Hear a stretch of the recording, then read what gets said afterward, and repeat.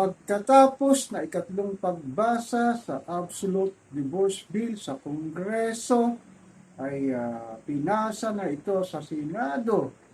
Kaya lang ang nakakalungkot, hati ang pananaw ng mga senador, lalo na yung may magandang pagsasama sa kanilang asawa ay hindi pumapabor sa diborsyo.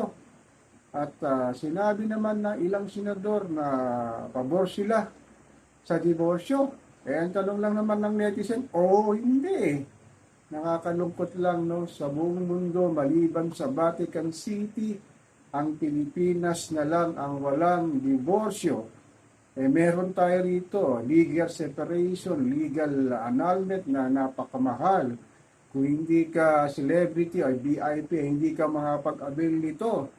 So nananawagan din ang ating mga ordinaryong Pilipino na once na si Juan Pasang Cruz na sana na may aprubahan na ang diborsyo sa ating bansa.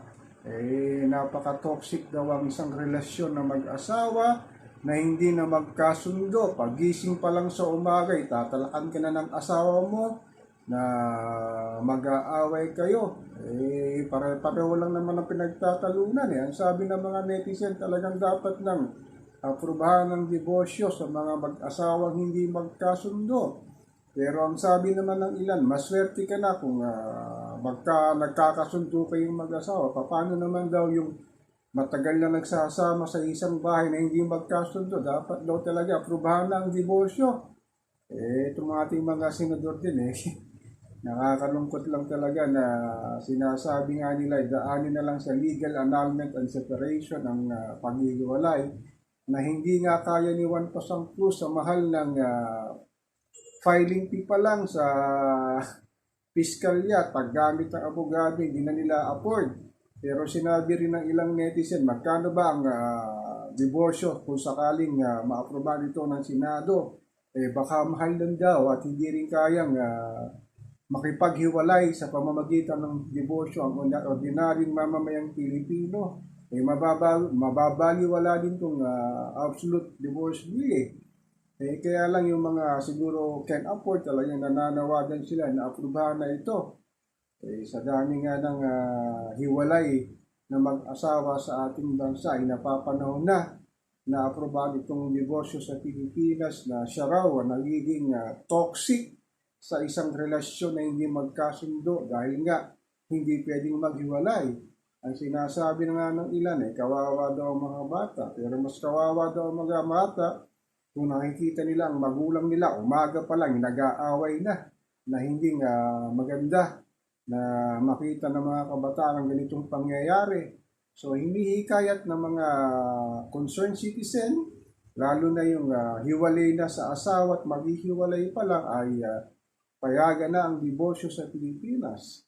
Kalimutan na raw na ang pagiging sagradong Romano Katoliko ng ating mga kababayan, lalo na yung sa mga saradong Katoliko nga na sinasabi, ayaw talaga nila na magkaroon ng diborsyo sa Pilipinas, lalo ng mga kaparian, yung mga madre, yung mga civic leader na talagang ang pananaw nila sa kasal ay sagrado. Paano nga daw magiging sagrado ang isang kasal kung talagang hindi na magkasundo ang mag-asawa?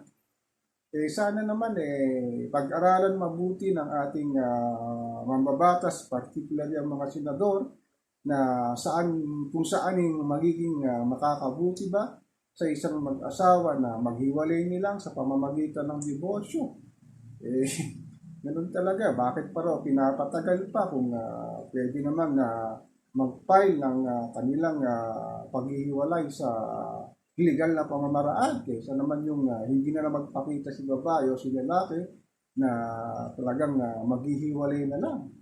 So nakakalungkot lang bakit kaya sa ibang bansa pinapayagan ng diborsyo dito sa bayan ni Juan Pasang Cruz na isang sinasabing third world country ayaw payagan ng diborsyo. Siguro dun sa Vatican City, dahil nandun ang Santo Papa, ang mga kaparian ng Katoliko, talagang mahirap aprobaan ng diborsyo. Pero naman sa Pilipinas, na maraming umaasa na sana naman ngayong panahon na naaprubahan na itong sinasabing absolute divorce bill ng Senado para maisakatuparan na ni Wano ang kanilang legal na paghiwalay. So ako po si Papa Ken, patuloy po akong magmi-mirror, magmamatchat kung saan haantong itong sinasabing absolute divorce bill.